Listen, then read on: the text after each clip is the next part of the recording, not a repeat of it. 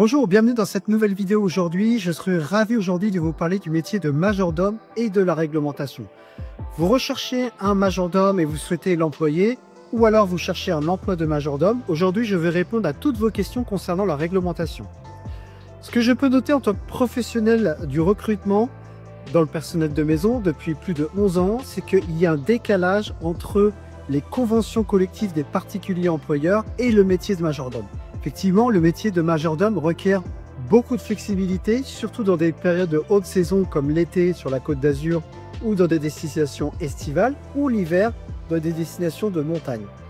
Beaucoup de nos clients ou de nos candidats me disent souvent qu'il y a un décalage de réglementation entre mon contrat de travail et la réglementation du droit du travail, que ce soit en France, en Suisse, en Belgique ou même dans les États extra-européens. Le conseil que je donne souvent à mes clients et également à mes candidats, c'est qu'il faut une certaine flexibilité dans le contrat de travail. J'entends dire que effectivement, je dois faire 40 heures par semaine, c'est des réglementations des conventions collectives des particuliers employeurs. Mais d'un autre côté, je fais le service du petit déjeuner en tant que majordome et je fais même le dîner le soir, ce qui fait que je peux faire des journées de 10 à 12 heures.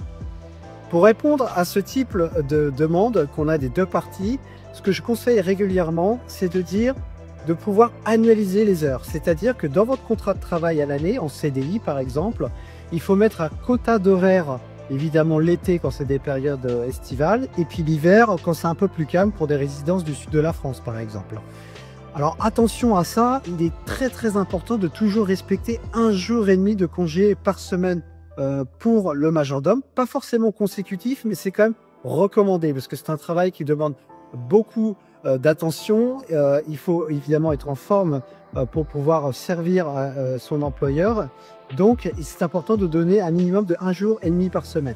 Sur le reste des horaires, évidemment qu'il faut une certaine flexibilité en qualité de candidat pour ce type de période. Mais la meilleure des solutions, c'est vraiment d'annualiser le contrat de travail, le nombre d'heures dans votre contrat de travail, ce qui permettra de rester dans la réglementation.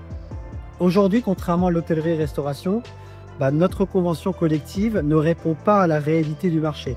Et nous espérons que, évidemment, les gouvernements comprendront ça, que les métiers du personnel de maison doivent être en totale adéquation avec les métiers de l'hôtellerie-restauration parce qu'on parle du même type de service. Voilà. Donc, c'est le meilleur conseil que je peux vous donner aujourd'hui en tant qu'employeur ou en tant que candidat. Pour vraiment rester dans la réglementation, le mieux, c'est d'annualiser les horaires et de garder cette flexibilité l'hiver et l'été selon l'endroit où vous vous trouvez. Et évidemment, de toujours donner 1 jour et demi de jours de congé par semaine.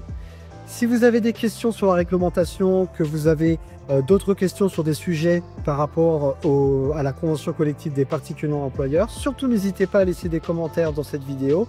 On répondra à toutes vos questions et n'hésitez pas à postuler chez Morgan Mallet ou si vous recherchez un majordome, de contacter un de nos recruteurs. À très bientôt, au revoir.